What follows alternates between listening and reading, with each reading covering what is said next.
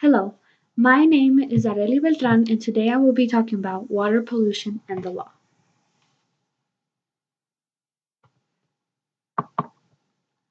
Okay, so what is water pollution? Water pollution is the contamination of bodies of water like lakes, rivers, and oceans by humans who often dump harmful toxins, also known as pollutants, into the water. These pollutants tend to harm and most of the time kill the wildlife found in these bodies of water. There are many forms of pollution, but the most common tend to be sewage, plastic waste, chemical radioactive waste, groundwater pollution, and oil pollution. Okay, sewage waste. Getting rid of sewage is a major problem we face every day. With billions of people on this earth, sewage has to go somewhere, and the best solution found so far is the ocean. According to Chris Woodford, in his article Water Pollution: An Introduction, in the early 1990s, around 5 million tons of sewage was dumped each year into the ocean by New York City alone. Now imagine what Los Angeles or even Houston dumps. Then in 2002, the Department for Environment, Food and Rural Affairs of Great Britain reported dumping 11 billion liters of untreated wastewater into the ocean every day. The government has taken action and built sewage plants in order to combat this problem, but not all nations are doing the same. Today, there are nations who still dump millions of gallons of sewage into our oceans.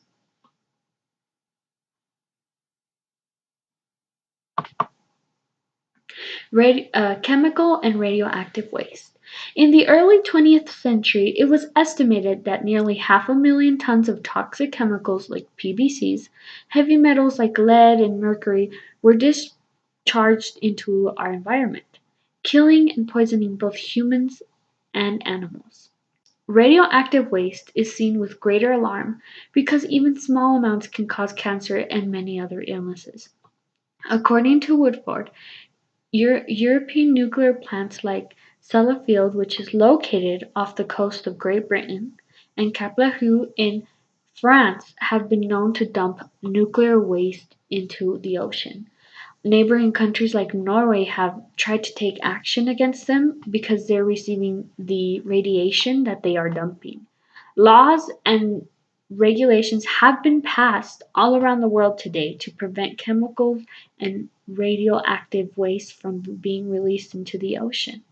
For example, PVCs were once manufactured uh, they were once used to manufacture electronic circuit boards, but today, along with most of these toxic chemicals, are all either prohibited or under restricted use.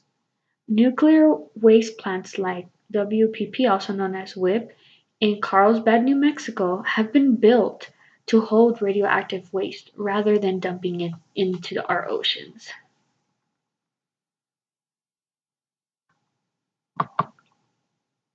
Okay, so early laws and regulations. People were starting to see the harmful effects of pollution. What were once beautiful, majestic lakes and rivers were now polluted and shabby bodies of water that nobody wanted or could swim in because it was unsafe, unsanitary. Before 1948, the task of controlling water in the US was considered to be a state matter, not a federal matter.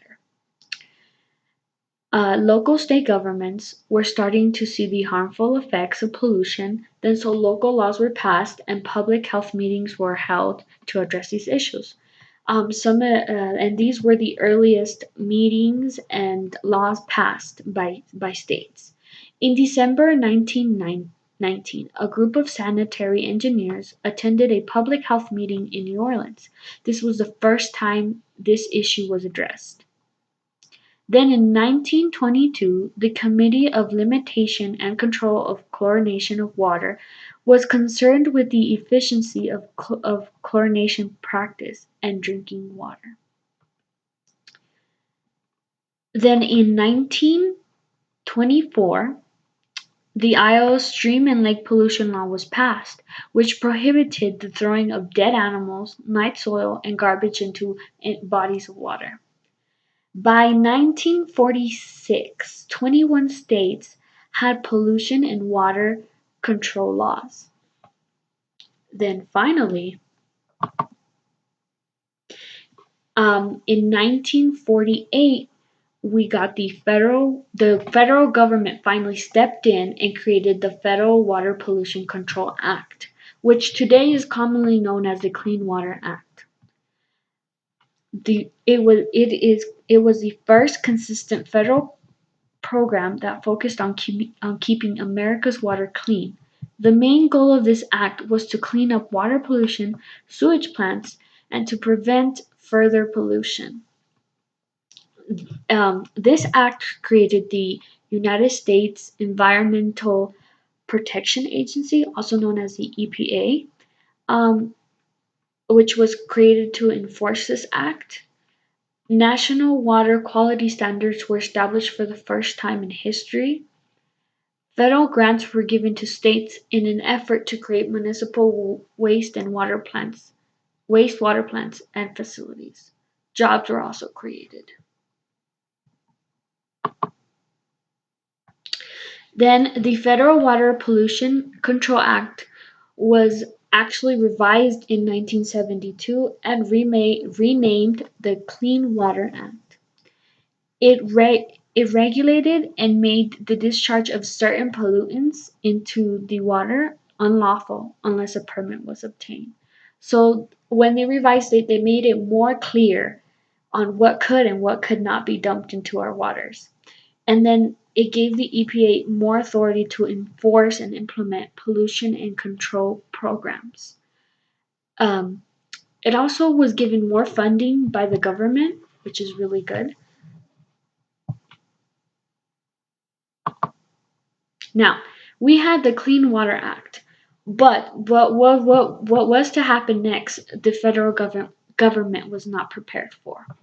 On March the 24th, 1989, Exxon Valdez, an oil tanker, spilled over 11 million gallons of crude oil on the coast of Alaska, which caused a massive environmental damage. This event made the U.S. realize that it lacked the adequate resources and funds to respond to a disaster like this. This gave way to the Oil Pollution Act of 1990. It set new requirements for vessel construction and crew licensing. It created mandatory contingency plans and also enhanced federal response and capability. First, the government was not sure how to treat this incident, and then after this act passed, next time it would happen, they would be better prepared. It also created research and development programs.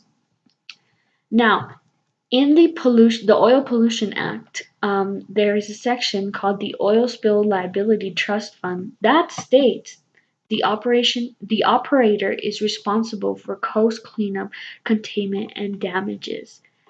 Then in 2006, the limits of liability were increased. An event like this cost millions of dollars to clean up. It destroyed tons of wildlife. It was a worst human caused environmental damage ever, and the government did not want to face it again. So they made sure that the companies were held responsible for these kind of incidents. Now, although we are doing our part, we share rivers, oceans, and lakes with different neighboring countries. So it's only fair that they do their part as well. Therefore, international laws and treaties were created. In 1972, London came to an agreement to control the pollution that they were dumping into the sea. In 1978, the International Convention for the Prevention of Pollution of Ships, also known as MARPOL, established rules and regulations that aim to prevent and minimize the pollution of ships. In 1982, the UN Convention on the Law of Sea and was signed by countries all around the world.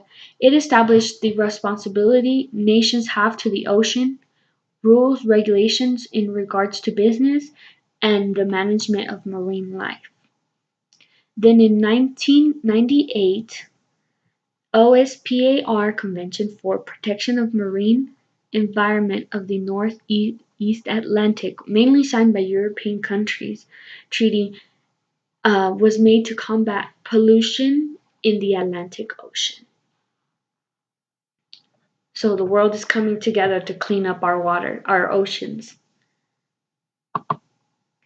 In the next page is my references. Thank you for watching my video.